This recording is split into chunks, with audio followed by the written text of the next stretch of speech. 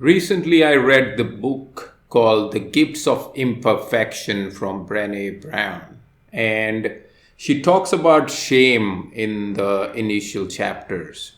And the technical or psychological definition of shame is strong negative emotions characterized by perceptions of the global devaluation of oneself. So that is kind of mouthful, but in a nutshell, what it is whenever we do something, whenever we take an action or do some behavior which we don't like and we regret that, we start devaluating ourselves and we start cursing ourselves, or self-loathing starts, and that is shame, right?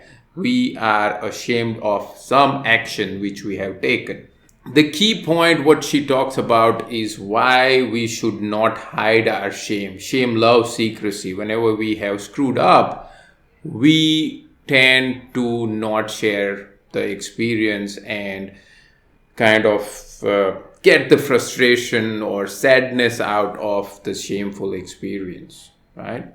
The key thing which I want to share with this is she recommends we should not do following things whenever somebody is sharing their experience of shame or sadness, right?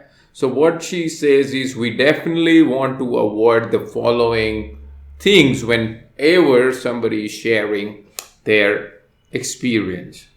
The first one, the friend who hears the story and actually feels shame for you. She gasps and confirms how horrified you should be. Then there is an awkward silence. Then you have to make her feel better. So this type of friend, you are sharing your story, but eventually you have to make her feel better because she is not able to even process her own emotions. The second one, the friend who responds with sympathy, I feel so sorry for you, rather than empathy, I get it, I feel with you, and I have been there. If you want to see a shame cyclone turn deadly, throw one of these at it. Oh, you poor thing, or bless your heart. Rather than being empathetic, they are sympathetic, and sympathy hurts whenever we are sharing an experience which is shameful to us. The third friend who needs you to be the pillar of worthiness and authenticity. She can't help because she's too disappointed in your imperfections. You have let her down. So these ones are more painful.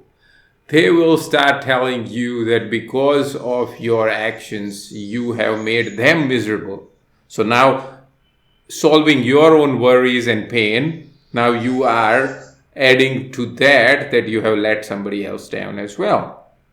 The fourth one, the friend who is so uncomfortable with vulnerability that she scolds you. How did you let this happen? What were you thinking? Or she looks for someone to blame. Who was that guy? We will kick his ass. At times, it's hard to sit with someone who is struggling. This is not the response we should do to blame others or scold the person who is feeling shame. The friend who is all about making it better and out of her own discomfort refuses to acknowledge that you can actually be crazy and make terrible choices. You're exaggerating it.